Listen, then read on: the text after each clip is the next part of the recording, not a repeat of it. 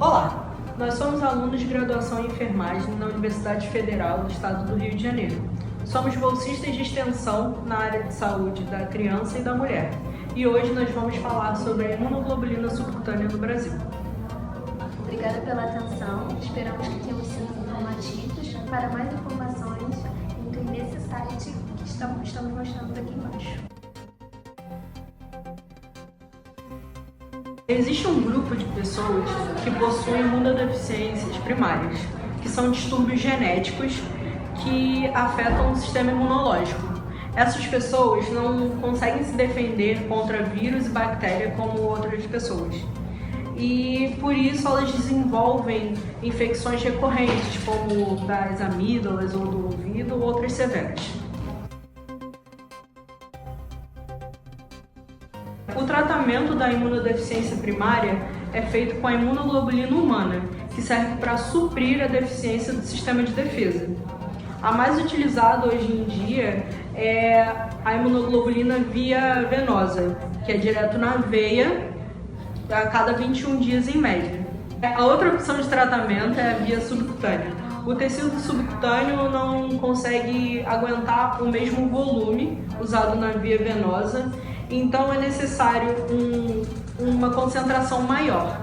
A usada antigamente era 5%. E hoje em dia nós temos a opção de 10%, 16% ou 20% que torna a via subcutânea viável.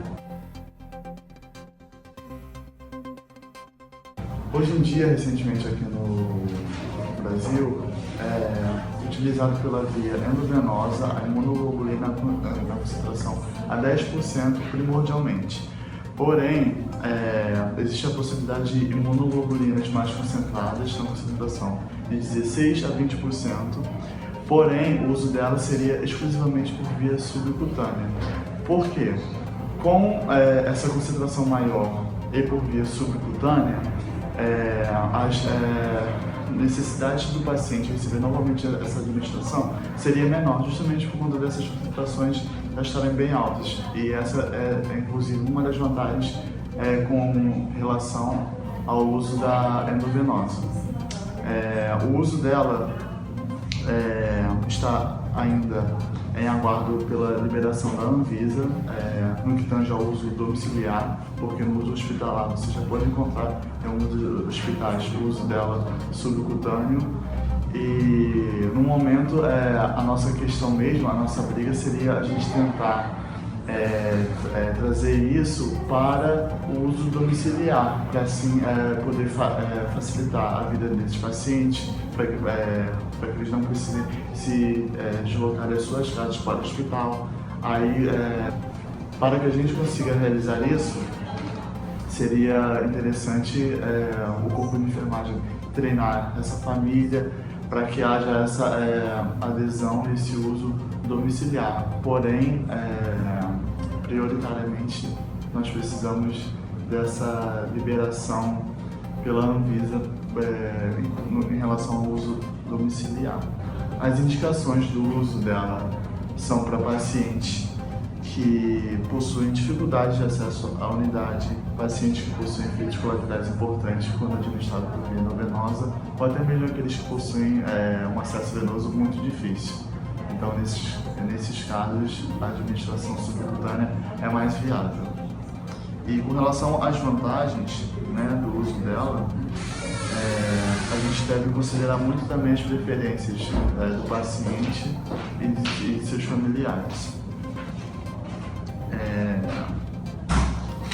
Uma das vantagens bastante relevantes do uso dela por via subcutânea é em relação à diminuição do risco de infecção e os efeitos adversos sistêmicos que a imunoglobulina pode apresentar quando administrada endovenosamente.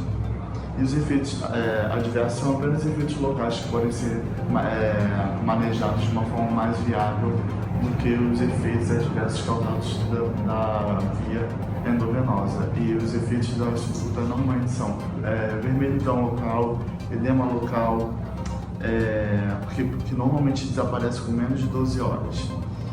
E normalmente são esses os efeitos e os benefícios do uso da imunoglobulina subcutânea.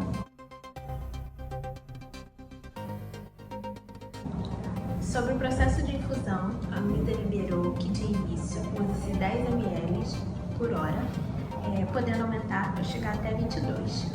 É necessário trocar o local de infusão quando se passa de 20 ml para não causar efeitos adversos naquele local. A imunoglobulina assim fundida, ela é colocada numa seringa que é acoplada a uma agulha butterfly de 1,9 centímetros. Essa agulha também é conhecida como scalp e ela é dobrada no ângulo de 90 graus e inserida na pele do paciente. A quantidade assim fundida, ela varia para cada paciente, mas, por exemplo, se o paciente receber 400 miligramas por quilo a cada 28 dias, então ele passa a receber 100 miligramas por quilo a cada semana, ou seja, tornando os níveis de imunoglobulina mais estáveis no corpo dessa criança. Sobre o processo de infusão, nos questionamos se não existiriam equipamentos mais modernos para realizar essa infusão, porque parece um pouco ultrapassado ter que dobrar a agulha. Existem outros equipamentos, como a agulha Huber e a bomba de seringa, que facilitariam essa inserção. E o que nós precisaríamos para utilizar esses equipamentos seria a elaboração de protocolos. Depois da elaboração de protocolos, nós ficamos na torcida de que também seja liberado o uso domiciliar.